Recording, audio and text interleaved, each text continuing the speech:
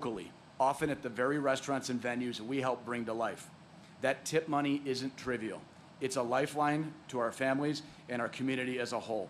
After over 20 years in this business, I can say with confidence, this new policy is a win-win for workers, for businesses, and for the clientele and communities that we serve. Finally, I would like to thank President Trump for the idea of no tax on tips. I believe he recognized workers like myself in an industry that was absolutely crushed by the COVID pandemic, and I think he realized that tipped employees, quite frankly, could use a break. Also, I'd like to thank the members of the House of Representatives and for the Senate for passing no tax on tips into law. You are rewarding hard workers who provide the highest level of service for their income. I also welcome your questions and appreciate the opportunity today. Thank you. Thank you. Ms. Simmons, you're now recognized. Good morning. Thank you for having me. My name is Sharon Simmons, and I live in Boulder City, Nevada. I appreciate the opportunity to discuss how no tax on tips will benefit me and my family. I am submitting this testimony on behalf of myself. My husband and I live in Nevada, but I am originally from Chairman Smith's district in Missouri. I was raised by two hardworking parents that instilled in me a strong work ethic that I keep with today. I remember when I was 4 years old joining my parents on their newspaper routes. In fact, my mother is almost 80 years old, and she still works. She takes care of children in a daycare to help with her own life's expenses. I've worked in numerous industries in my life, including a factory and landscaping, but I've been delivering with DoorDash for 3 years. I use the platform a lot, and I have already completed over 12,000 deliveries. My favorite deliveries are the ones where I partner with a food bank out of Las Vegas to deliver food boxes to seniors with mobility challenges called Project Dash. Sometimes I'm the only friendly face that these folks get to see in a day. So I use that time and I ask them about themselves and about Las Vegas's history. The earnings from dashing is now how I help put food on our table, how I help my husband with medical treatments, and how I maintain connections with my community and my grandchildren in Missouri. The flexibility that DoorDash provides is paramount to my daily schedule. I can work when I want and for how long I want, and there's no boss telling me when or where I have to be. I don't have to ask for permission to take a trip to Missouri whenever I want.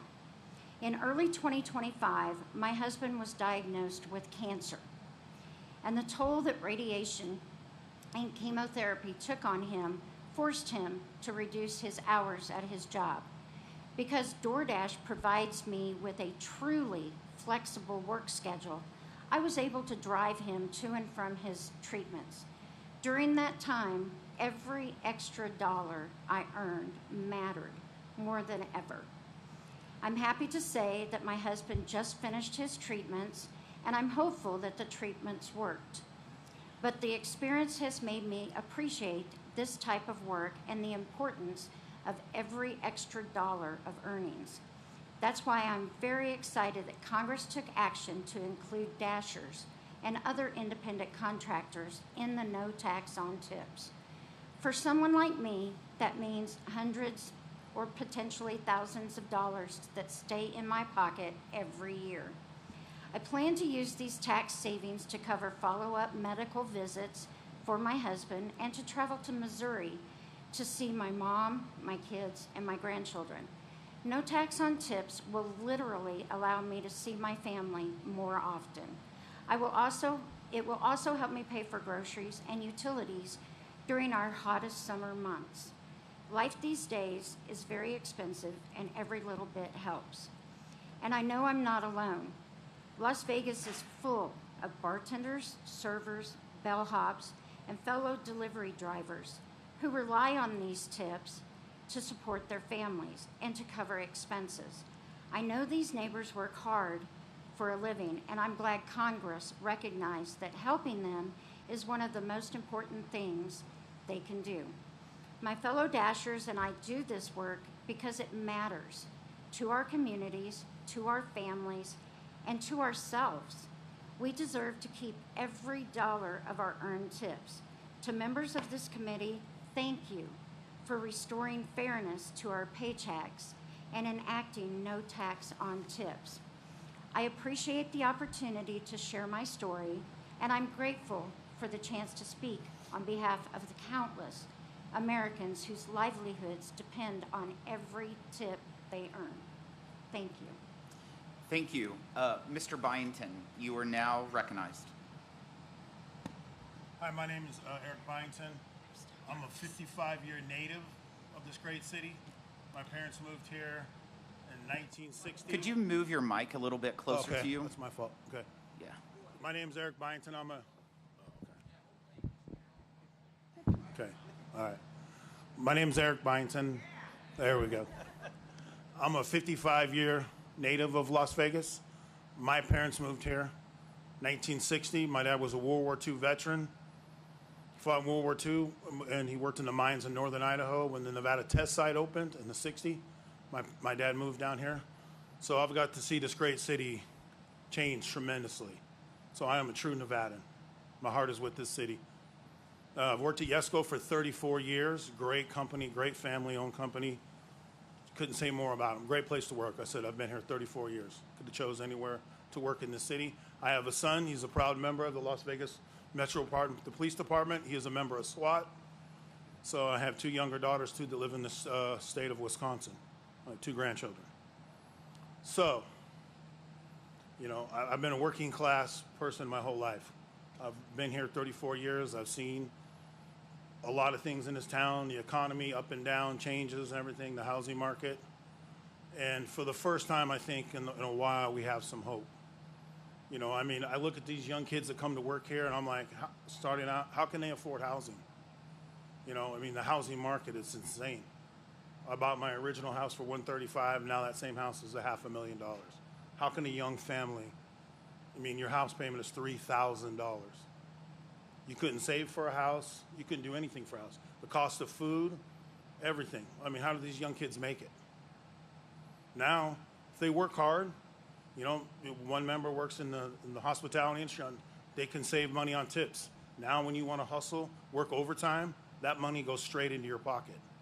It's not going and putting some bill or helping somebody out that's not helping you and your family.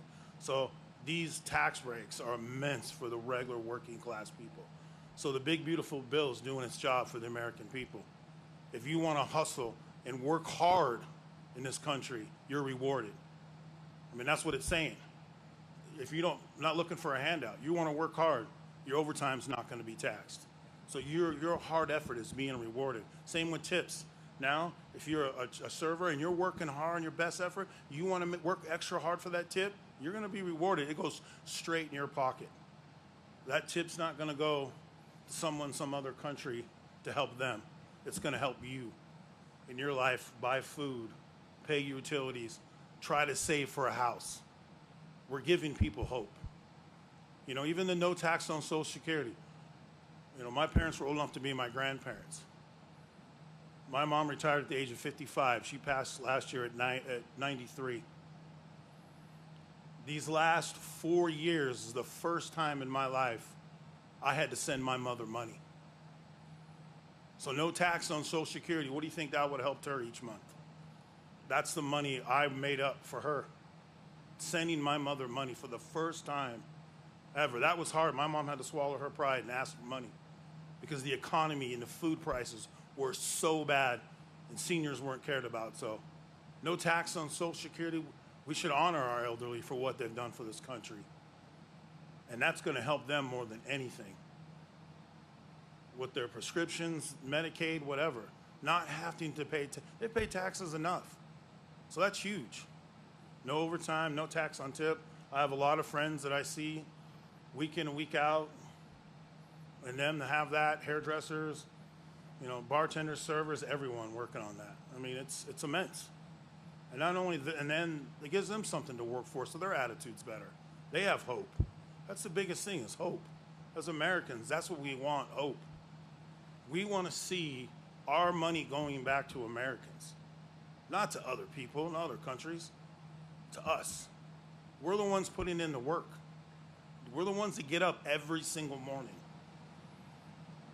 Every single day, I wake up at 4 a.m. to come to this job that I love for this beautiful company. You know, but these are the things that make it worthwhile. This is actually a change for the working class Americans. You know, it's the incentive. The harder you work, that's what this country's been about since day one. The harder you work, the more you're rewarded. And that's what this bill does. You work overtime, you're working hard, you're staying late, now you're rewarded. You're working weekends, you're rewarded. You work hard as a server like that. You spent your time paying Social Security your whole life. Now you're trying to retire and enjoy your hard work. Now there's no taxes on that. We should never be taxing our seniors. That's horrible. So this beautiful bill is serving Americans. And it's something we should all be proud of, not tearing apart. Because it's actually directly affecting the American people every single day. Not some end of year or whatever. Every single day of your life when you go to work, there's an incentive to do your job, to work hard. That's what's about this thing. Thank you, sir. Yep. Mr. Robinson. Good morning, Chairman Smith and Ranking Member Neal and members of the committee. My name is Austin Robinson. I am the Director of Manufacturing at ClickBond. I want to thank all of you for making the trip to Nevada today and for inviting me to testify on this transformative impact of tax policies and one big beautiful bill. ClickBond is a family-owned business located in Carson City, Nevada, our state's capital. At ClickBond, we design, manufacture, and support adhesive bonded fasteners. Our products are used in space and aviation, aerospace, vehicle, marine, industrial, and offshore energy. We supply for both civil and defense equipment, and we are proud of the role that we play ensuring America's national defense in the air, on land, and at sea. ClickBond has remained in our CEO's family since his parents founded the company in 1987. As the Director of Manufacturing at ClickBond, I am responsible for approximately 80% of the workforce on the shop floor. The 2017 tax reform was tremendously impactful for both our business and our workers. It allowed us to increase wages, scale up our engineering and development workforce, invest in next generation equipment, and create a new employee academic assistance program. Now, by building and making permanent a pro-tax growth code, the One Big Beautiful Bill will empower us to continue and expand these investments, to purchase more equipment and conduct more research, and to further increase pay and benefits for our employees. And by supporting manufacturers like ClickBond, the bill will support the great state of Nevada. Nevada is the entertainment capital of the world, and we're very proud of that. Yet Nevada must also diversify its economy. Over-reliance on tourism, gaming, and entertainment has created vulnerabilities for the state, vulnerabilities that a strong manufacturing sector can help address. Manufacturing not only provides more stability during economic downturns, it also offers higher paying jobs with greater benefits. Having spent my career in manufacturing, I can speak to that firsthand. My first employer paid for my education, and I am proud to say that ClickBond does the same for any employees who want to go back to school and develop their skills. Our workforce at ClickBond is the most precious resource, and that is reflected in the investments that we make in them. Those investments are actually enabled by a pro-growth tax policy. Small and medium-sized manufacturers like ClickBond operate on thin margins, so change in tax liability can make or break our ability to purchase a new machine or even offer a new benefit. The One Big Beautiful Bill is full of policies that support manufacturers like us, fully expensing the cost for more cost-effective for us to purchase equipment and machinery. Immediate R&D expensing helps us innovate, and a state tax exemption that protects our family-owned businesses from damaging taxes. Beyond these specific policies, small businesses like ours benefit from tax certainty. The tax hikes looming at the end of the year had frozen decisions on investment and hiring, but the One Big Beautiful Bill gave us the certainty we desperately needed. Our workers benefit from this historic law as well. The One Big Beautiful Bill preserves the 2017 tax reform cuts for the middle-class families. It introduces a new policy of no tax on overtime, and that is a further tax cut for many of our employees. Overtime pay is common in manufacturing, and it helps us save up for short-term. It helps workers save up for short-term expenses and long-term financial security, and it helps companies respond to the spikes in demand. At ClickBond, being responsive to our customers is absolutely crucial to our role in the defense supply chain. Across the country, manufacturing employees work about 6 hours more a week than the national average. So they are well positioned to take advantages of this policy. At ClickBond, all our overtime is voluntary, and we expect the hours will be in high demand with this new benefit. In short, no tax on overtime recognizes the hard work that manufacturing workers put in and the critical role they play on the shop floor and what they play in our economic prosperity and national security. In conclusion, the One Big Beautiful Bill directly impacts manufacturing workers as substantial. It protects them from tax hikes, provides further cuts via no tax on overtime, and frees up capital for businesses like ClickBond to hire more workers, increase wages, and benefits. By recognizing the importance of innovation, investment in workers, this bill gives manufacturers in Nevada and across the country the tools they need to succeed and grow. This means more jobs and higher wages and more lifelong family-supporting careers for manufacturing workers across this great country. I want to thank all of you again for traveling to Nevada to hear my story and for passing tax policies that will support the manufacturing workers at ClickBond throughout the state and across America. Thank you for your time. Thank you, Ms. Overman. You are now recognized. Good morning, Chairman, Ranking Member, and members of the House Committee on Ways and Means. My name is Nancy Overman. I'm a proud Nevadan, a retiree living on a fixed income, a single mom and grandmother, and member of AMAC. I appreciate the opportunity to speak with you today to share how the current economic landscape and policies in the One Big Beautiful Bill are impacting my life and the lives of so many others in my position. I graduated from the University of Delaware, began my career in human resources, and spent over 30 years working in healthcare, mostly in hospitals and hospice. That work was some of the most rewarding of my life. It gave me a front row seat to the strengths and the shortcomings of healthcare. I was a Democrat for 38 years, but after needing foot surgery and experiencing firsthand the bureaucratic nightmare created by big government healthcare policies, I had a change of heart. I've proudly voted Republican for almost 20 years, including 3 times for President Trump. During President Trump's first term, I was able to live within my means and manage my budget. But under President Biden, inflation hit hard, and I was forced to dip into my personal savings just to keep up with everyday costs. That is why I strongly support the policies in the One Big Beautiful Bill. We have seen these policies work before. When President Trump cut taxes and unleashed the private sector, the economy boomed. These tax proposals are aimed at getting us back on the path by lowering taxes on seniors, boosting small businesses, and helping working families. When the economy grows, everyone benefits, from seniors like me to young families starting out.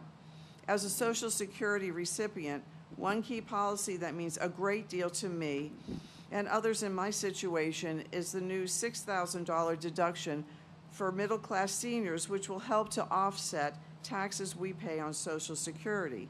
Seniors like me are not wealthy, and we are not looking for handouts, but we have paid into this system for decades. And when living on a fixed income, every penny saved makes a difference. This deduction gives seniors like me some breathing room, helps to keep us with the rising costs, and sends a message that our contributions are still valued. For me personally, this deduction means I will be better able to manage the basics like groceries, utilities, and the occasional unexpected expense without draining what little savings I have left. I am also a single mother and grandmother of 3. My son is a hardworking radiography technologist. He picks up overtime just to make ends meet. I was thrilled to see that overtime pay would no longer be taxed under this plan. That means real relief for working families like my son's. My daughter-in-law works full-time in doctor's office and does delivery work on the weekends. Eliminating taxes on tips helps people like her who are doing honest work and deserve to keep what they earn. With 3 children, the increased child tax credit provides relief for their family. Seniors and working families both come out on top thanks to these policies in the One Big Beautiful Bill. Having worked in healthcare, another key part of this proposal is the expansion of health savings accounts. This is one of the most practical reforms we have seen in years. HSAs have always been a helpful tool, but now they can be used for direct primary care. DPC allows patients to have a direct relationship with their physician without the interference of insurance middlemen. And now seniors can use pre-tax dollars to pay for that care. That is smart policy, and it puts patients in charge of their health again. Finally, I want to thank this committee and Congress for taking steps to restore border security. I have been incredibly impressed by the improvements we are already seeing in immigration enforcement, and I'm especially grateful for the additional funding for Border Patrol and ICE agents. As a grandmother, knowing that our government is taking steps to keep illegal drugs and fentanyl out of and criminals out of this country helps me sleep better at night. I take comfort in knowing that my children and grandchildren are better protected because of the passage of this one big, beautiful bill. Our laws need to be enforced, and we owe it to future generations to keep our country safe and secure.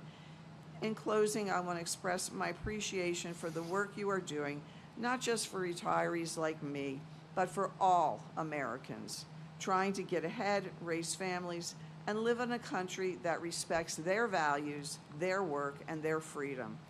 Thank you for the opportunity to share my story. Thank you. Ms. Jones, you're now recognized. Good morning, distinguished members of the committee. I would like to thank you for this amazing opportunity to share my story today and hosting this critical hearing in my hometown of Las Vegas, Nevada. My name is Yadasha Jones, a proud Las Vegas resident, God-fearing and devoted wife, mother of 4, and founder of Justice Mobile Notary Service. I am also the state chair of Blexit, Nevada. As such, I educate the community on how to vote based on facts and not identity politics. I am also the chairwoman of Moms for Liberty. I champion parental rights, and I also serve as a board member for Republican Women of Las Vegas. I help to empower women into leading with purpose and vision. I like to share my journey from poverty to prosperity in Nevada, which is now braced by the transformation powered by President Trump's One Big Beautiful Bill. It demonstrates how pro-family, pro-growth tax policies uplift workers, family, and communities like ours in Las Vegas. I was born in late 1980s. I'm the 9th of 13 children in a blended family from a single-parent household. I grew up surrounded by relentless challenges. We relied on welfare, endured days without food or electricity. We wore hand-me-down clothes and sometimes holes in our shoes. We moved every 1 to 2 years because we could not afford rent. I attended 28 different schools in Las Vegas by the time I graduated high school, but I graduated. We received $23 in child support checks, which came in my name, and it went straight to household bills. I never saw a penny of it, not for my needs. I watched as my siblings fell into cycles of low-paid jobs, incarceration, or welfare as paths that our community too often accepted as normal. I, however, refused to let those circumstances define who I am. Fueled by my strong faith and determination, I set out to build a life for myself and my future. In the early 2000s, I was the first female in my family to graduate high school. a huge milestone that was achieved through determination. My parents couldn't afford to send me to college. I waited until I was 24, raising my first child to pursue a degree. Balancing motherhood and studies, I earned a bachelor's degree in business management, which laid the foundation for my entrepreneurial journey, which in 2016, my life made a drastic turn. I became homeless, alone with 3 toddlers and pregnant with my 4th child. I had no family to rely on, but I still took a leap of faith and founded Justice Mobile Notary. Within a year, I made it to 6-figure business of Justice Mobile Notary. I put my children to work and proved that opportunity paired with hard work can break the cycle of poverty. 4 years ago, I experienced a series of health crises complicated by COVID-19, pneumonia, and severe sleep apnea. I required surgeries, my voice was destroyed for months, and all of this, of course, strained my business. With only my new husband's income and our resilience, policies like the child tax credit became our lifeline. We were able to afford essentials like food and utilities in order to keep our family afloat during these extreme work days. The One Big Beautiful Bill pro-family tax policies with our instrumental is helping my family thrive in Nevada's challenging economic landscape. The expanded child tax credit was a godsend for our financial stability. Raising a blended family, including a young child who needed child care, we faced significant costs in a state that ranked #1 for child care expenses in the last decade. The One Big Beautiful Bill child care tax credits will provide critical relief, allowing us to redirect those savings towards meaningful milestones. We could now afford the opportunity to use those funds to help our oldest teenager purchase her first American-made car. This achievement not only fosters her independence, but it also symbolizes our family progress and resilience. As a married couple filing jointly, the increased standard deduction has and thankfully will continue to significantly reduce our taxable income by significantly our tax obligation and freeing up resources in order to reinvest our businesses and plan for our children's future. For small business owners like us, we juggle multiple roles. This streamlined approach saves precious time and money, letting us focus on what really matters, our family's well-being and our growth.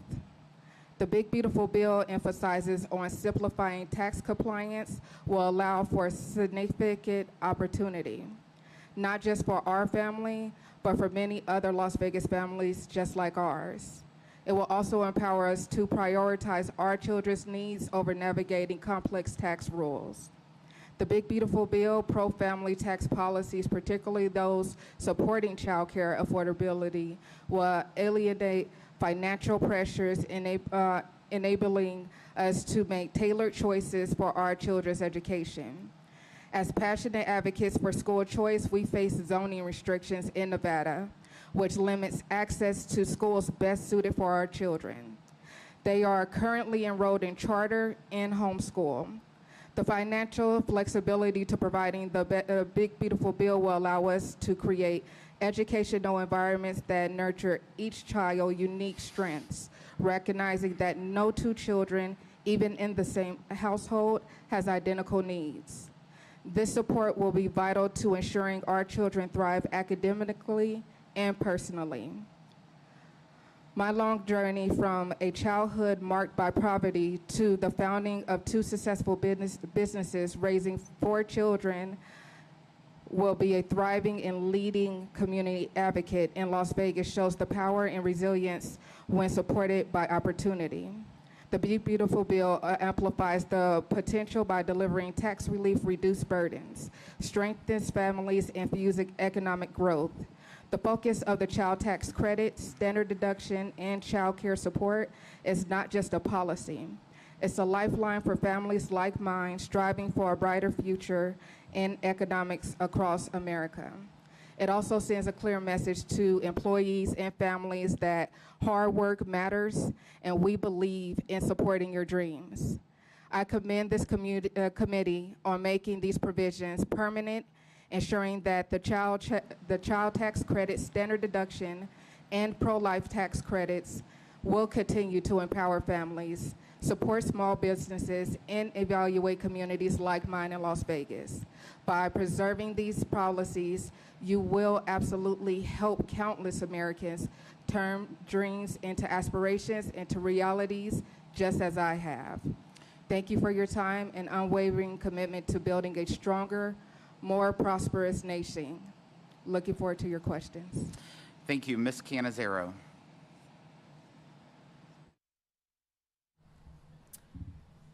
Good morning. Oh, Senator Cannizzaro, sorry. That is okay. Good morning, Chairman Smith, Representatives Titus and Horsford, and members of the committee. My name is Nicole Cannizzaro, and I proudly serve as the Majority Leader for the Nevada State Senate. I appreciate the opportunity to speak today on three critically important issues to Nevadans: healthcare access and affordability, energy, and food security. When Nevada became the first state led by a Republican governor to expand Medicaid in 2012, our uninsured rate was second highest in the nation, an astronomical 22%. Today, Nevada's uninsured rate is at an all-time low of 8%. H.R. 1's provisions targeting Medicaid will erase much of this progress and lead to tens of thousands of Nevadans losing coverage. According to the Kaiser Family Foundation, nearly 800,000 Nevadans, almost 1 in 4, rely on Medicaid. Analysis from the Nevada Medicaid suggests that nearly 100,000 Nevadans will lose coverage due to more stringent eligibility verification requirements, paperwork barriers, and reduced funding, despite more than 2/3 of enrollees being employed. Another 100,000 Nevadans are covered through the Silver State Health Exchange. But under H.R. 1, some populations would experience a 573% increase in their premium payments. Across all income brackets, premiums are likely to increase by roughly 75% next year, which will lead to more Nevadans foregoing coverage. This means fewer people getting preventative care, more uncompensated emergency room visits, and long-term costs shifted to state and local health systems. Those costs, to be clear, do not disappear. They will get passed on in the form of higher premiums for everyone else. Under H.R. 1's changes to the provider tax structure, Nevada would lose an average of $160 million in revenue per year over the next 5 years. The effect on our healthcare infrastructure will be devastating and swift. Already, Nevada hospitals struggle to attract and retain qualified personnel and will have fewer doctors and fewer services. When provider tax cuts are combined with Medicaid eligibility tightening and reduced federal match, our rural hospitals may reduce services as well, cut critical units like long-term care for seniors or labor and delivery services, forcing residents to travel hundreds of miles for emergency or specialist care. Next, let's talk about energy costs. In Nevada, where summer highs routinely exceed 110 degrees, air conditioning isn't a luxury, it is a necessity. Our state has become a national leader in the renewable space, with Nevada holding vast potential for solar and geothermal power. The solar industry alone created more than 8,000 good-paying jobs across more than 100 companies. H.R. 1 discourages the development of cost-effective electricity generation. And according to Energy Innovation, Nevada families are now projected to experience an annual increase of $300 to their energy bills over the next 5 years. This won't just hurt the pocketbooks of Nevada families, it will damage our economy. So let's move on to food security. The Supplemental Nutrition Assistance Program is one of the most effective tools we have to fight food insecurity. In Nevada, over 500,000 individuals, including 1 in 5 children, rely on SNAP to make ends meet. These are not people who are gaming the system. They are working families, single mothers, caregivers, and people living with disabilities. And for every dollar in SNAP benefits issued, between $1.50 and $1.70 is then returned to our local economy. Instead, H.R. 1 imposes stricter eligibility rules that will cost Nevada taxpayers $20 million per year while penalizing states for error rates that are often driven by administrative complexity and staffing shortages, not fraud. While Nevada's error rate currently falls below that threshold, that was not the case as recently as 2023. In effect, this means that thousands of eligible Nevadans could lose access to food assistance while at the same time costs go up for Nevada taxpayers. Finally, I'll conclude with a brief note about no tax on tips. The reality of this provision is that the tax exemption is temporary, while tax cuts for billionaires and large corporations in this bill are permanent. That is not tax fairness, it's tax theater. And this temporary benefit will only help Nevada's tipped workers if we continue to have tourists to tip them. That's no guarantee, especially amidst a year-over-year decline in visitation from both domestic and international tourists. This is a bill that puts the interests of the wealthiest Americans first. It locks in permanent advantages for billionaires and corporations, it strips away state flexibility and burdens our agencies, and it does not promote economic growth, and it will ultimately raise costs across the board for working and middle-class families. Thank you again for the opportunity to speak today. Thank you. Thank each and every one of you for your testimony. We'll now move to the question and answer session, and we'll start with Mr. Smith. Thank you, Mr. Chairman. Thank you, Mr. Chairman. Thank you to all of our witnesses. I really appreciate the diverse perspectives that you bring. I think hearing from your backgrounds, it's compelling insight that you offer. In leading up to the passage of this bill that was worked on literally for several years, especially when you look at what we did in 2017 during President Trump's first term and being able to do a lot of good things for the economy, the numbers speak for themselves. I mean, the economy heading into COVID, that speaks for itself. And to see many of these provisions, very pro-family provisions, due to expire, we worked hard to extend those, hopefully make them permanent, and sifted through all sorts of data, what's effective, what's most productive in the economy. And even before that, I think it's important to note that President Obama, when he was still president, he advocated for reducing the corporate tax rate because he watched U.S. companies move out of our country into other tax jurisdictions because we had the highest corporate tax rate in the developed world. Now, we solved that in 2017 because after we passed that bill, we didn't have any companies do what hundreds and even more companies did before. So looking at what we needed to do this time and wanted to be fiscally responsible about it, I think it's important that we reflect on the fact that we, through our efforts, are making the safety net stronger. Medicaid, for example, limiting Medicaid benefits to those who are here legally and who truly need assistance, we've strengthened that position. When it comes to nutrition and the error rates, and Senator, I appreciate your perspective. In the bureaucratic nature, we should always be concerned about bureaucracy causing problems, perhaps. But we have states with single-digit error rates, and we had states with more than 50% error rates. And that wasn't using their own money. That was everyone else's federal tax dollars, and maybe a little bit of theirs, you know, proportionate to the taxes that they pay. But I think it's important that we have the expectation as federal taxpayer dollars are involved that the various states are truly making a difference and making sure that those dollars end up in the places they need to go. And we have succeeded in this bill, the reconciliation bill, the big, beautiful bill that our country has been needing. Now, we are, I think it's still our job to continue to move forward and look for ways to improve freedom and opportunity across America. And so that's why I'm glad we are here today to hear your perspective. You are on the front lines of our economy. And I so appreciate your taking the time. Ms. Simmons, I do want to ask you, if we didn't get our work done, taxes were going to go up.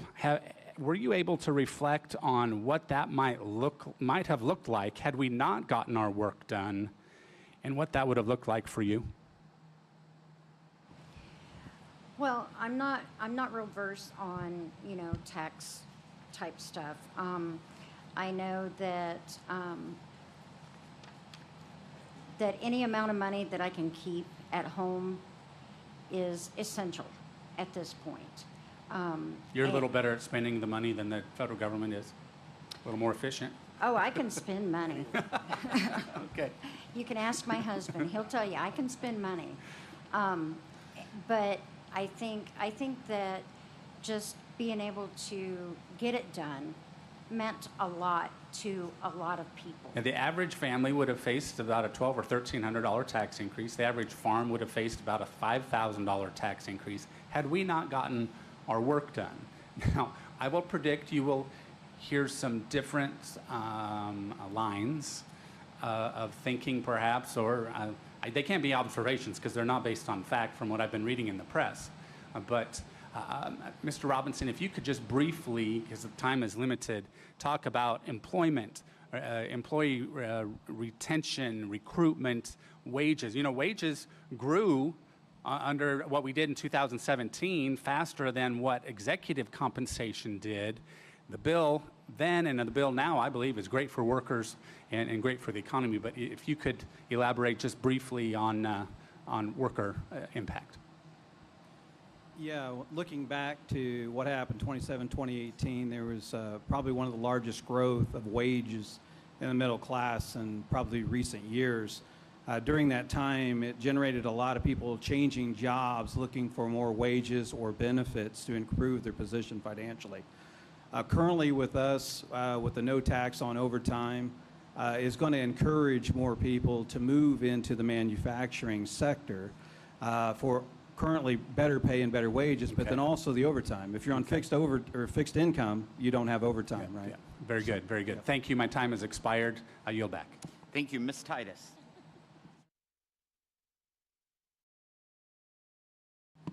Well, thank you, Mr. Chairman. Okay, now, thank you, Mr. Chairman. I'm also really glad, and I'll say this again, to hear that there's support for doing away with the change in the reduced gaming tax, gaming loss deduction. I appreciate the chairman saying that. I have the Fair Bet Act. We have some Republicans already on that bill. I know Andy Biggs is looking at doing something, and so I look forward to working with you to do that. You have the Nevada Resorts Association, the entire Nevada delegation, Governor Lombardo, the Las Vegas Review-Journal, the Las Vegas Sun, the American Gaming Association. A number of tribes have all come out in support of doing away with that reduced deduction. Not to mention the over 1 million people who responded to our Twitter. I've never gone viral before, but this issue has actually done that. So, that shows you that it's not just a Nevada issue. People gamble all over the country, and that's true in every state except 2, Hawaii and Utah. So a lot of people, it's not just your high-end professional poker players. A lot of people want to play the slots on the weekend or bet on a football game here or there, so it has an impact on them. And if we don't do away with it, people aren't going to itemize and pay their taxes. They'll just figure, to hell with it, I'm not going to turn this in, or they'll go gamble offshore or in some black market. So I think we definitely need to get rid of this, so I'm glad that the Republicans have changed their mind from the time that they voted for it to now. My question, though, and I'd like to address this to Senator Cannizzaro. You laid out some of the problems that the state's facing, and we're not the only one, once again, facing that. I came to the state legislature last spring and addressed the legislature and talked about the tsunami that was coming as a result of this bill and other Republican policies. All the cuts to state programs, from food services to food assistance to Medicaid to maybe Medicare if we get to that point, even down to the Nevada Arts Council. I mean, we were talking quality of life as livelihood as well as lives. Now, we have a good rainy day fund. I mean, the largest we've ever had, thanks to our treasurer, but that's really not enough to make up for these differences. So you laid out all the things that we are going to have to do without. What's the state going to have to do about it? Are you going to have to call a special session? Are you going to have to now raise taxes to provide these services at the state level? Are you going to have to just cut the services? And, you know, once people have something, it's very hard for them to deal with having cut that. No option is a very good option. So can you lay out for us what the state is really facing now? Yes, and thank you for the question, Congresswoman Titus. So here in Nevada, we have a budget and revenues that are highly dependent upon sales and use tax, upon gaming revenues. We require for people to come to the state of Nevada and spend their dollars in our tourism economy in order to continue to provide services for so many Nevadans. Unfortunately, when we see things like a significant drop in state revenues, which we experienced between December of 2024 and May of 2025 with our economic forecast, a reduction in state funds of more than $350 million. And that's anticipated to get worse because now gaming continues to drop as people aren't coming. They're not coming from Canada, they're not coming from Mexico, not from the European Union. China, Asia was our growth market. We see fewer heads in beds. We see less gaming revenue, fewer air flights. So that's going to continue to go down while the need goes up. It's a perfect storm. So what will the state do? So we are looking at the implications of not only the policies that we have seen implemented just this year that have reduced our general fund revenues here in the state. And to your point, Congresswoman, you are exactly correct. A reduction in tourism is hitting our economy hard. The state is currently looking, in conjunction with that and the provisions of H.R. 1 that are devastating to our healthcare costs, that are devastating to our food security costs, and things that we are going to have to address to fill those holes or to cut services. And so we are currently in conversations about potential special sessions to deal with the budget implications of H.R. 1 because it does cut our Medicaid monies. I know what it does. I just don't know how you're going to deal with it. That's what I'm trying to get at. You're going to raise taxes on Nevadans to make up for the loss, or you're going to cut the services, or, you know, you're going to just say sorry. It's a challenge. It's a problem. Well, thank you, and I yield back, Mr. Chairman. Thank you, Mr. Kelly. Thank you, Chairman, and thank you all for being here today. So if you are familiar with Charles Dickens' book, this is the worst of times, this is the best of times. So it depends on who you talk to as to who looks at it as being the best in times and who looks at it as being the worst in times. I can only tell you this. I firmly believe that if you're going to run for a public office, you should have actually spent some time in the private sector where if you didn't produce, you didn't get paid. If you didn't come up with an idea of, can I get overtime at the dealership? I'm an automobile dealer. You know, people ask me all the time, are we going to have a chance for overtime? I said, absolutely, absolutely. We'll keep you busy as long as you want to be busy. There's something that's happened in America, and it's a cultural change that we have to be very careful of. And I'm serious when I say, people say, well, no, this is the worst of times. And other people say, no, this is the best of times. It's the best of times because on November 5th, the American people went out and made a choice between two ways of running your government. A government that supplies you with everything, or a government that supplies you with opportunity, but you have to go out and get it on your own. There's nothing worse than being dependent on somebody if you are in the ability to actually go out and do something. I know with most athletes, the worst thing to happen to an athlete is to get hurt and be off the field, because the longer you're off the field, the harder it is to get back on. So the key is, hey, anybody can play when they're healthy. The real key is, can you play when you're hurt? And as I look at all of you and everything that you've done with your lives, it's because you saw it as an opportunity. Maybe it didn't work out with what I first thought I was going to do, but then I found a solution. And the solution is always through an initiative to go out and not be dependent on a government program that can be very temporary, but on a will to win. And more importantly than anything else, you better frickin' hate losing. We have lost so much in this country for so long, and we think it's okay. It's okay. We don't have to be productive. We don't have to work. We don't have to. The government will pick up the check. Then you say, that's fine, but who supplies the government with the money to write the check? I said, well, people who work. Oh, all right, I get it. So, we come here today, and look, I would hope that if there's anything that we would learn from, please look at what future or past generations did.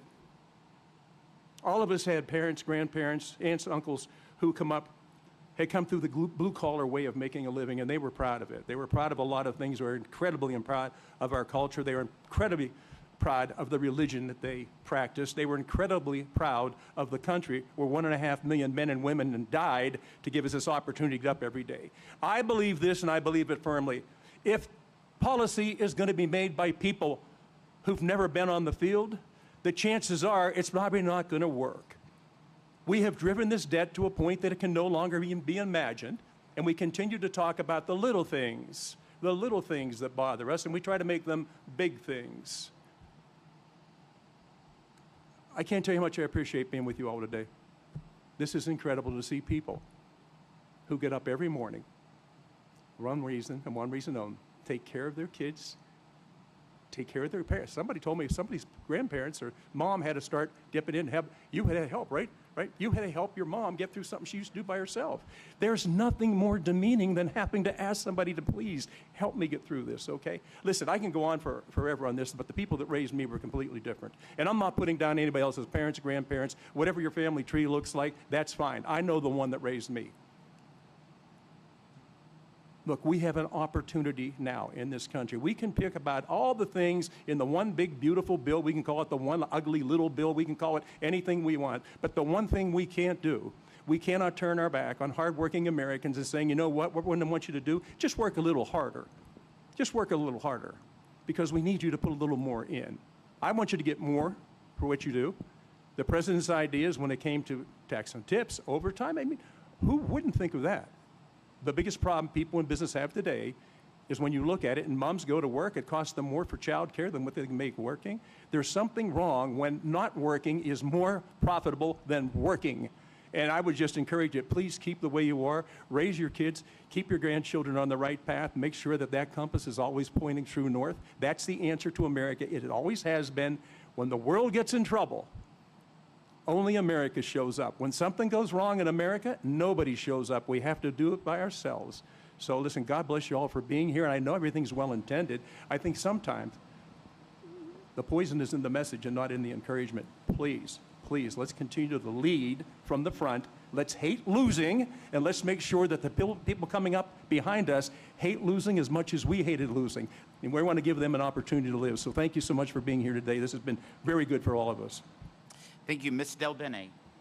Thank you, Mr. Chairman, and thanks to all the witnesses for being here and for your time.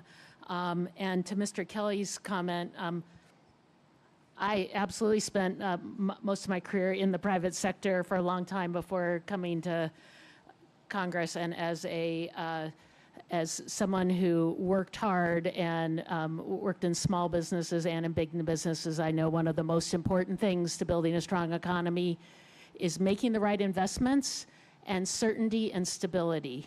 We have no certainty and stability. We have whiplash with the administration's positions on tariffs. They're on, they're off. We've talked a lot about the impact that's already having on Nevada and reduced tourism. Businesses aren't investing because they don't know what's happening going forward. Manufacturers are uncertain because they're losing customers. People don't want to necessarily buy products from the U.S. if they aren't sure what the rates of what the prices of products are going to be when tariffs are on again, off again. And now we even have a deadline of August 1st, and we don't even know what's happened. Congress should have a say on that, and there should be more courage from members from this committee, from Republicans, to make sure that Congress has a say on what happens on trade policy and to make sure that we have that stability going forward. And then the investments in working families to make sure families are doing well. And unfortunately, this big ugly bill has made its priorities clear. focus on the wealthiest and the well-connected. The tax breaks for the wealthiest, the well-connected, for large corporations happen to be permanent, but they're paying lip service to working families. Only limited and temporary provisions in this bill for working families. It's a broken promise. Trump and Republicans said they were going to lower costs on day one, but that has not happened at all. We've seen costs go up. Food, we're talking about what the impact this bill has on energy, on housing, for working families who are trying to get by, on childcare. All of these things are going against working families, and this bill is a broken promise.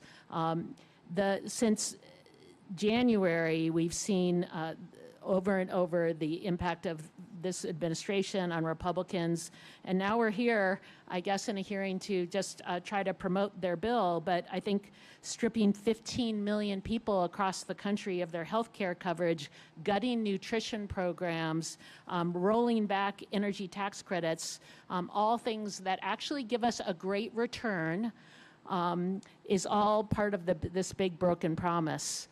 Senator Cannizzaro, thank you for being here. I've been a longtime supporter and leader on the child tax credit. I worked with House colleagues to expand the child tax credit in the American Rescue Plan. It was signed by President Biden, and Republicans let that version of the child tax credit expire. Now they're trying to take a victory lap while 22 million American children live in families based on the policy in this bill. They don't earn enough money to receive the full child tax credit. We know that when we give, and many of these are families struggling to get by, working hard, but we're leaving them out because they don't make enough money to earn the full credit.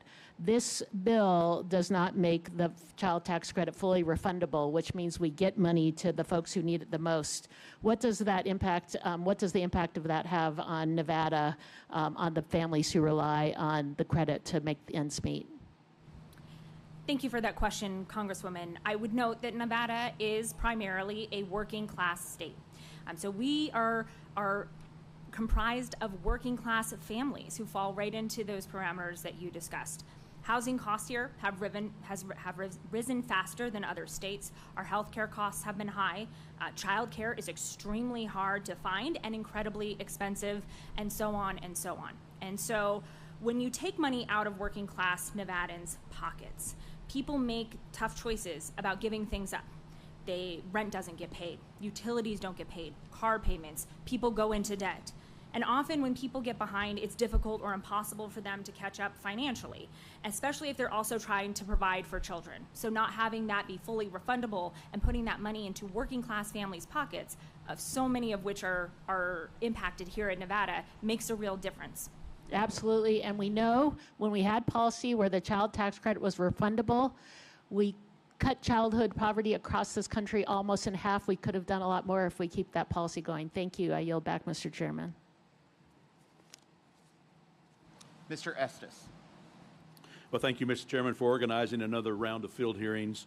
Our previous ones were so successful and insightful as we worked together on the Ways and Means Committee to create the one now passed One Big Beautiful Bill. It quickly became law after we passed it in the House and President Trump signed it on Independence Day of this year. After years of work, the One Big Beautiful Bill is delivering on America First policies that will fuel prosperity and restore common sense to our nation. And it provides a lot of certainty because we know now with the permanency that's in so many of the tax code provisions that people can go out and make the decisions whether you're investing for your business or whether you're an individual looking to maybe buy the new car that you need for your family. Additionally, I'll note for the first time in 9 years, the federal budget saw a surplus in June. Because of billions in new tariff revenue, the tax revenue exceeded spending by $26 billion. While deficits are still a concern, this is a start in the right direction. One Big Beautiful Bill will take our nation down the right path by cutting mandatory spending by $1.5 trillion, which is the largest spending reduction in the history of our country. It also delivers the largest tax cut in history for American workers and their families. One of the most important provisions of the bill is making tax cuts from TCJA permanent. This prevented a 27% tax hike for folks in my district if the Trump tax cuts expired. and they would not see the $2,200 tax increase that would occur January 1. I'm sure that some of them will use that $2,200 on a trip to Las Vegas next year.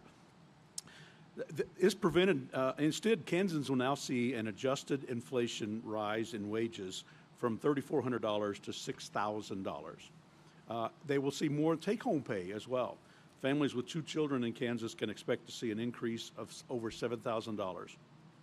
And the same families will see an increase in the standard deduction on their taxes, boosting it by $1,500.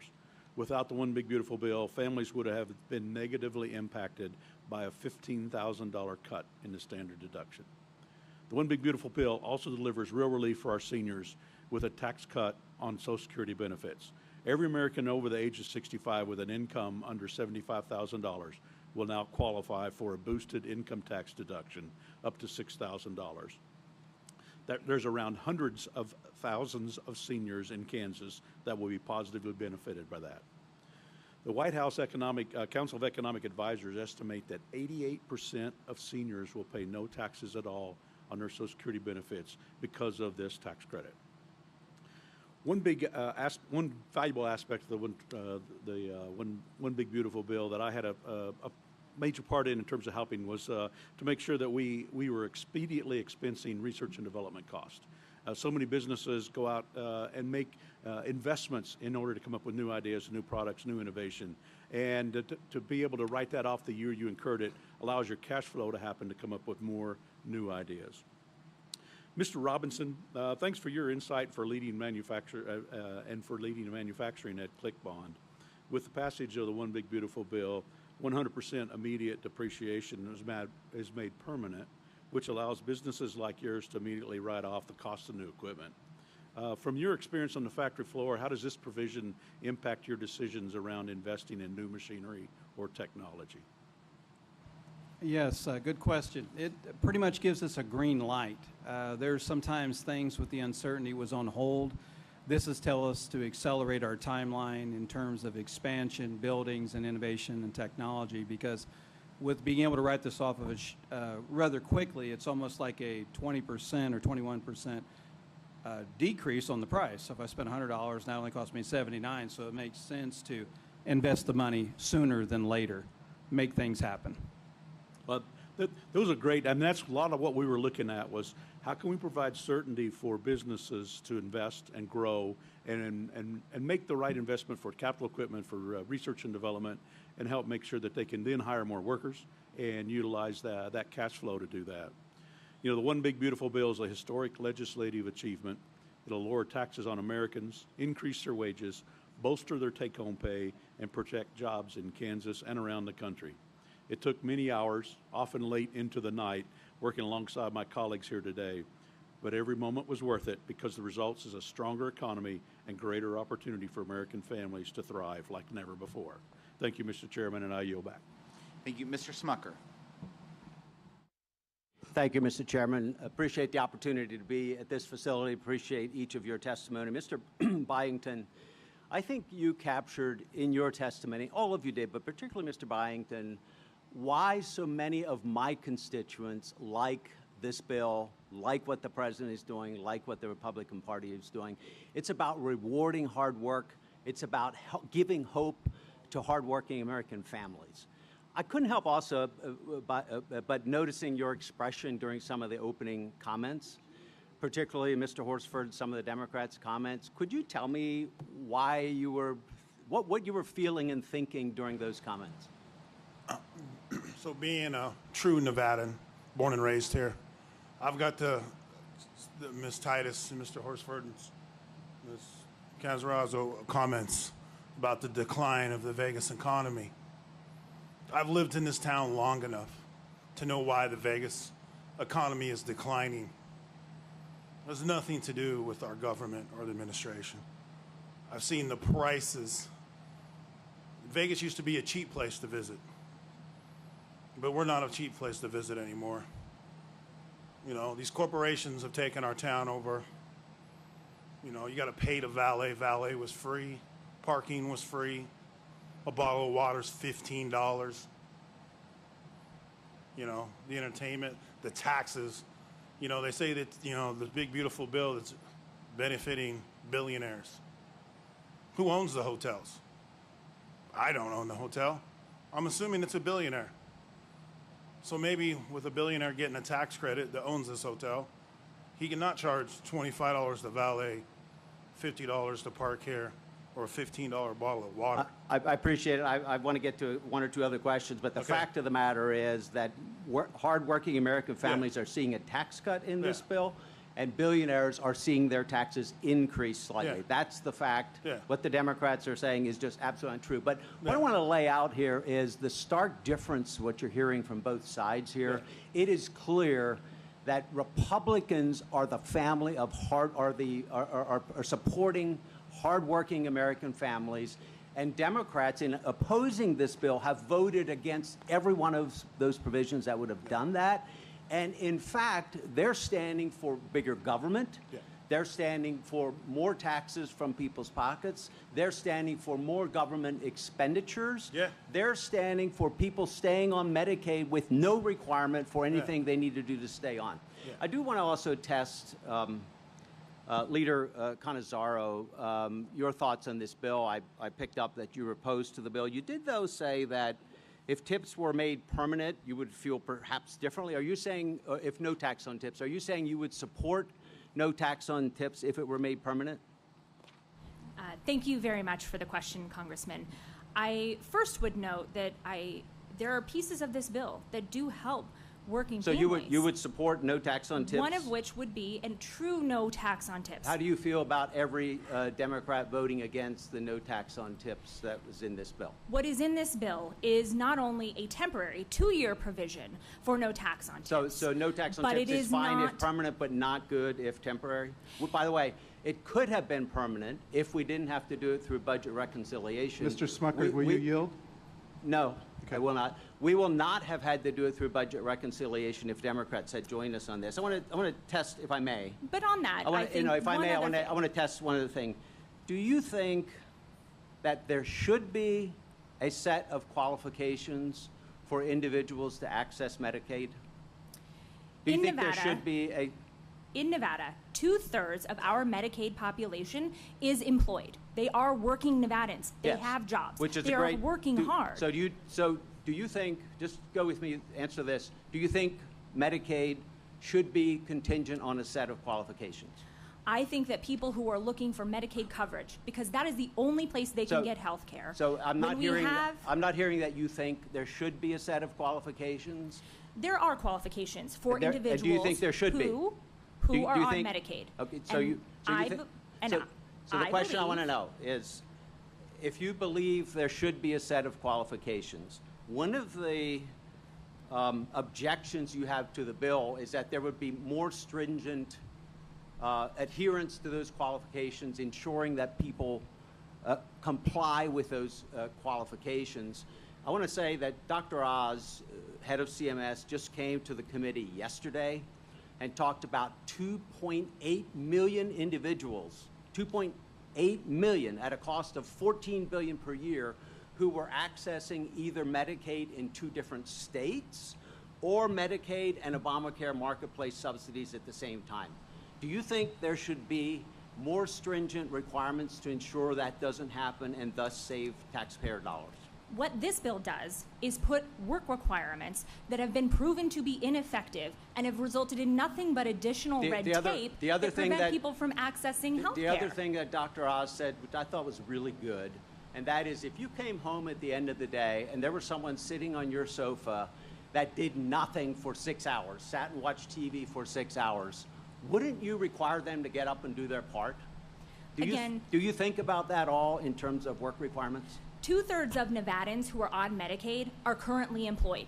They have jobs. They are working What hard. about the ones who aren't but could be? We are talking about children. We are talking about seniors. We're not. We are talking about people with disabilities. We're not talking about children. We're not talking about seniors. And we're not talking about mothers with children. We're not talking about individuals with disability. That is patently false.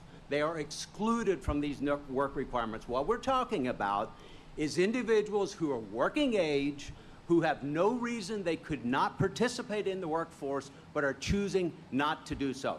That is what we're talking about. What Democrats are saying about this bill is patently false, and I'm way over my time. Thank you, Mr. Chairman. Thank you, Ms. Moore. Thank you so much, Mr. Chairman. And I just want to thank all of the witnesses for their very compelling testimony. I listened very carefully. I read your testimony. And if I don't ask you a question directly, it's because, unlike the Republicans, I only have 5 minutes. I just want to start by responding to something that my colleague, Representative Adrian Smith, said, that, you know, somehow implying that Democrats were not telling you the truth, and that they, in fact, were giving you all the facts. So let's just start with a little fact-checking here.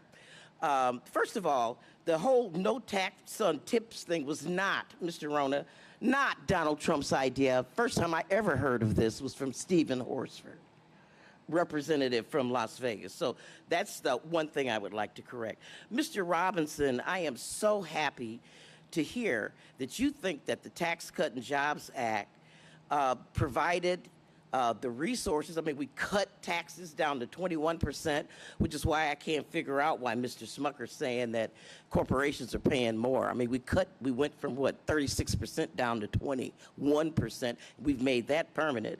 You said that it gave corporations an opportunity to raise wages for workers, to provide more opportunities for them, and I know that you provide health care, which is very important for your workers, but the Congressional Budget Office says that the 2017 tax cuts, there were virtually zero corporations that actually provided increases in wages to workers. Instead, they provided CEO compensation, and they provided shareholders with more money. So, Mr. Byington, you can forget about your idea of them lowering the costs and stopping that stuff from happening.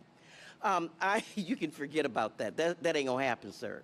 So thank you, Mr. Robinson, for being one of the few people that did that. They say that we're not true, and I'm very happy, Ms. Overman, that you are going to get that $6,000 cut temporarily.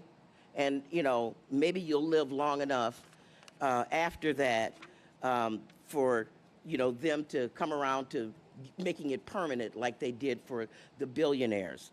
I guess I want to ask some questions of the senator. Senator, we heard Ms. Simmons give her testimony about how she worked 12,000 DoorDashes. My God. Her husband was suffering from cancer. She worked. Other DoorDashers out there, are they going to be, even though they're working, because a work requirement was one of the big things you had to have. If you're out there DoorDashing, you do 12,000, are you going to get help? Are you going to qualify for Medicaid? Thank you so much for that question, Congresswoman. And you're working. And there are so many Nevadans that fall exactly into that definition. They are working Nevadans, but because they cannot access health care through an employer, and because they do not qualify for subsidies on the exchange, which, by the way, are also stripped in this bill, they are on Nevada Medicaid. 800,000 Nevadans, 1 in 5 children, are covered by Medicaid. And so imposing these sorts of requirements in other states has only resulted in coverage losses and a lack of health care. And to be clear, we are talking about Medicaid, but we are also talking about hardworking Nevadans that are covered under Medicaid, and those costs that are paid through Medicaid are going to be absorbed in other places. Okay, and Senator, I just want to know, because I just want to fact check some stuff you said in your testimony. You said that people who try to get health care on the exchange, they're going to face like a 573% increase? In other words, they're not going to have any health care. And people who are working won't be eligible for Medicaid. I'm just going to make a statement. The Republicans did not take an opportunity to raise the earned income tax credit. We are actually taxing people into poverty. So people who have no kids, under 25 years old or over 65, even though they're working, would not be able to benefit from that. On the no tax on tips, it only half of what you provide. If you work and you make $20 an hour, and you would get double time, make $40 an hour, you're going to only get no tax on tip on $20 of that. I just want to take the last 7 seconds to talk to Mrs. Jones. Mrs. Jones, I had the opportunity to meet your wonderful cowboy husband. And he said that he, just like you, he's an entrepreneur. And he has a construction business. He has 5 employees. And he pays health care to those 5 employees. Do you realize that with this big, beautiful bill, the premiums on those on the premiums he pays are going to go up by 75%. And he said he was already struggling to do it. And the reason that he started his own business and decided to pay for health care is because he saw the huge turnover when businesses did not provide health care. I just want to congratulate you and your husband on your entrepreneurship, but I want you to know factually that you're going to be worse off under this big, ugly bill that the Republicans have passed. My time has expired. Mr. Chairman, thank you for your indulgence, and I yield back. Mr. Kustoff. Thank you, Mr. Chairman, and thank you for the witnesses for being here. It's good that I'm glad we came to you instead of you coming to us. This is a great scene to be at. And Mr. Byington, if I can later, I know we're all looking forward to the tour here at YESCO. If I can with you, how many men and women work under you as a paint foreman? I have 6 employees under me directly. All right. So some of them will work overtime? Every chance they get, yes. So from a real practical standpoint, what does this bill mean for the men and women who work for you? How does it benefit them? Okay. In my department, it's almost a family. So my second, I have 2 of his children that work for me. So they were born under our insurance. So not only him and like that. So, but I think, like I said in my statement earlier, the housing costs here in this city are just astronomical. I'm wondering, you know, an average starter home is $25,000 to $3,000 a month. So, like I said, with the big, beautiful bill and these young kids, if they want to work hard, if they want to be ambitious, they're going to be rewarded. So now they have the opportunity to maybe save up for a house by working overtime, because that's money going directly into their pocket. So they can save. Other than that, you know, with, like I said, with the past way the economy's been this last 4 years, you're not saving for anything.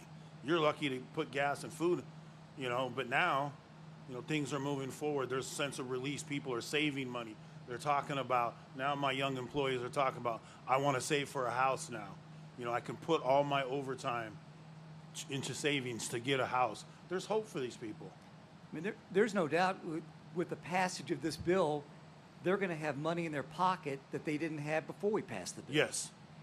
And by the way, some on the other side, at least a couple of times, have said that this bill is, I wrote this down, meant for the wealthy and well-connected. Are your 6 people you're talking about wealthy and well-connected? No, they are not. Okay. Thank you, Mr. Byington. Mr. Rona, thank you for being here today. You've got a unique perspective because you are a server and you've employed servers in the restaurant business. What does this bill, the no tax on tips and no tax on overtime, but no tax on tips, mean for the people that you work with today? Well, regardless of where anybody I work with stands politically, they're all excited about this. We talk about it at work. I don't know a single person that doesn't want more money in their pocket. And what it equates to in real dollars is approximately what I would pay for energy at my house. It's basically like my energy bills just got taken care of for the year. Do you hear people along the strip or who you work with talk about the passage of this bill and what it means to them? It's quite often talked about, almost on a daily basis. What are they saying? They're excited. I mean, it's nice to see, you know, some recognition for how hard things are, specifically for our industry, and to have political promises made on the campaign trail put into law and delivered for us. And by the way, again, to reference what some said on the other side about this bill being meant for the wealthy and well-connected, are any of the people that you're testifying about today wealthy or well-connected? Not the people I work with, no, sir. Thank you, Mr. Rona. Ms. Simmons, thank you for appearing today. you gave heartfelt testimony. If you can, and you don't know what you don't know, but from your perspective, what do you think this bill is ultimately going to mean for you and the savings that you're going to have? Well, again, I believe that, it's going to free up some stuff for me. It means that I'm going to be able to stay more connected with my family in Missouri. It's going to help with any future treatments. God forbid that he has to have more treatments, but it will help more with that. It is truly, DoorDash is truly a independent, industry. And I enjoy that part of it. I like being able to, just do what I need to do. And freeing up this extra money means quite a bit to my family. And Ms. Simmons, do you consider yourself to be wealthy or well-connected? Not at all. Thank you very much. Thank you all for appearing, and Mr. Chairman, I'll yield back. Thank you, Ms. Tenney.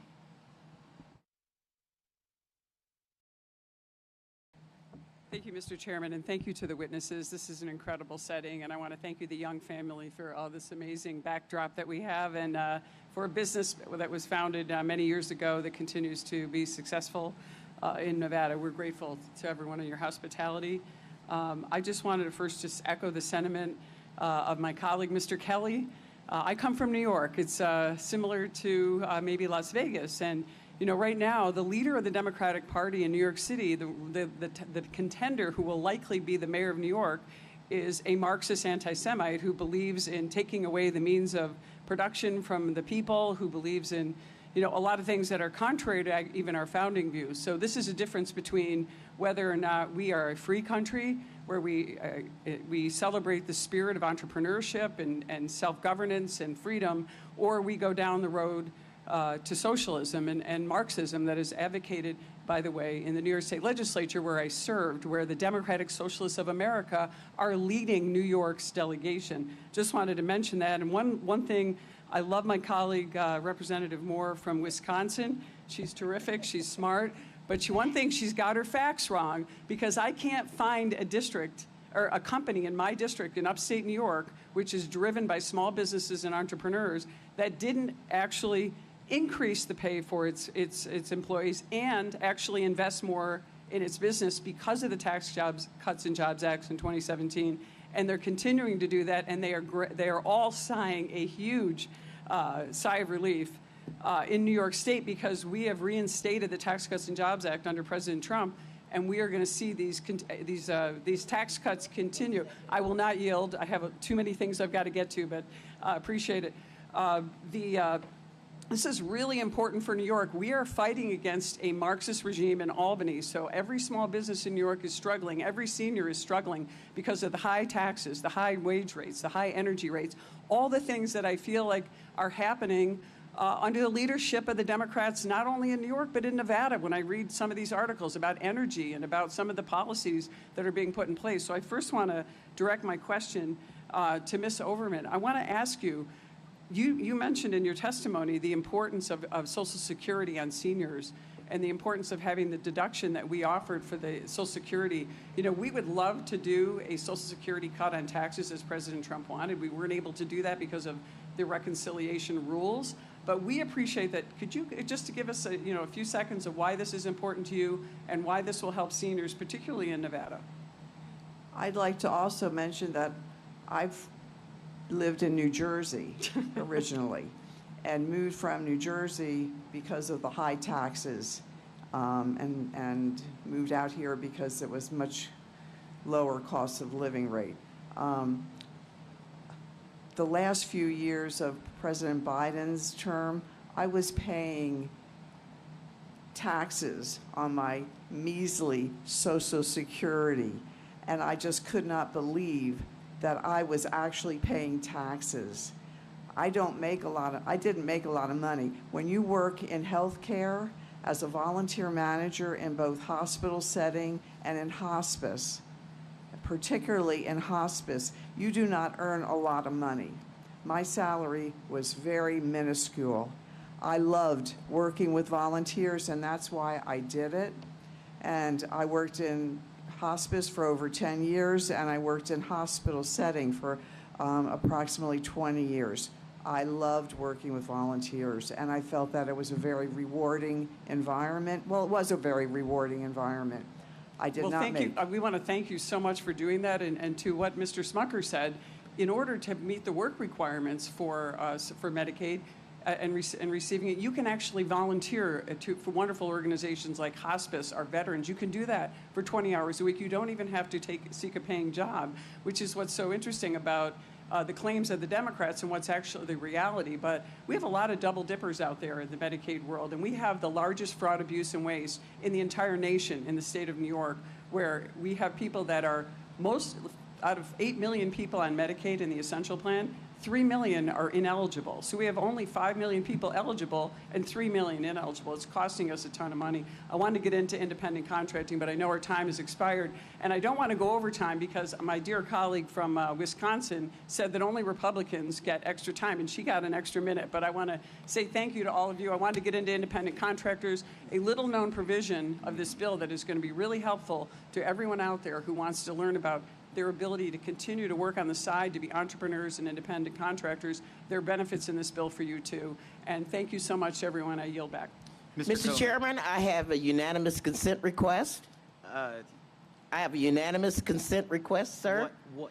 I would like to add to the record the Congressional Budget Office report that the 2017 job tax, what do you call it, the Tax Cuts and Jobs Act, that the reduction in taxes, that there were almost zero companies that used it to raise salaries. Ms. Moore, do you have a copy of that? Can I unanimous consent to add that to the record? If you have a copy of that, if you provide a copy of that, we'll add it to the record. So do you have a copy? That's all I want, Mr. Chairman. Thank you so much for yielding. Reserving the right to object, I do have a question.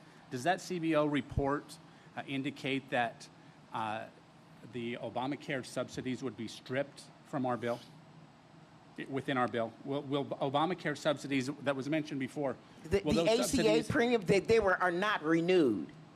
They're not So it wasn't a matter of them being stripped. They expired, and they expired just like the 199A provisions expired.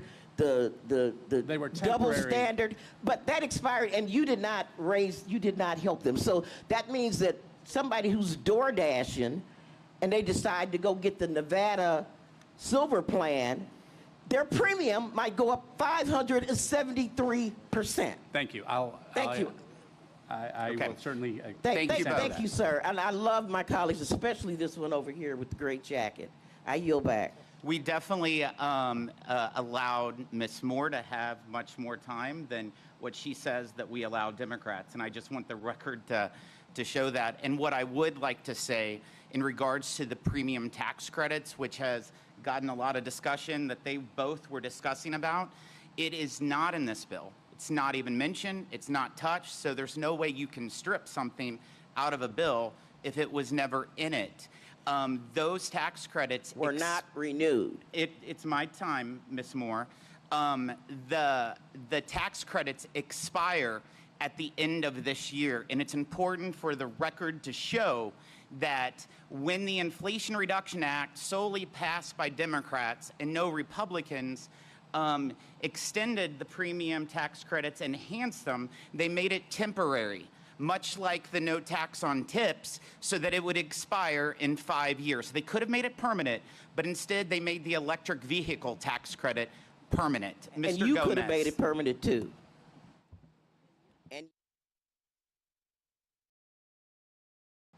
Thank you, Mr. Chairman. I know you mentioned at the beginning that you had these, I guess, field hearings a few years ago. I wasn't on the committee. I was actually off the committee because we lost the majority, and I just got back on last year. But this, honestly, this is kind of a joke. Like, this is so partisan, it's not even fucking funny. Oops, I cussed a lot, so sorry about that. It's just my nature, so if I offended anybody. But here's the thing. let's make a deal. Let's have a field hearing, a real one. Just let's pull a district out of a hat, where we do a third Republicans, a third Democrats, and a third Independents. And let's make it open to the public. There's not even enough hearings. So, Mr. Chairman, would you agree to do a field hearing at drawing a random district out of the hat, agreeing to do a third Democrat, third Republican, a third Independent? So with 200 to 300 people, let's make it 500. So then we can really have a debate over this big, so-called beautiful bill. Mr. Chairman, it's an easy request. You have your time and the clock is ticking. See, there you go, folks. They don't want to have a real discussion and a real debate over this bill. They don't even hold, they were told not to even hold in-person town halls. Why? Because their constituents are mad as hell. And they're mad as hell because this thing, this big, ugly billionaire bill that really gives tax breaks for the billionaires and largest corporations while screwing the little guy. That's what this bill does. But they refuse to hold town halls. I held a town hall in North Carolina because the Republican congressman there hasn't had a town hall since 2017. I held a town hall in Bakersfield, California, because the member of Congress there refuses to have a town hall. I went to a Republican district in Orange County. They refuse to have town halls in person. I've held 3 in-person town halls in my district, open to the entire public, right?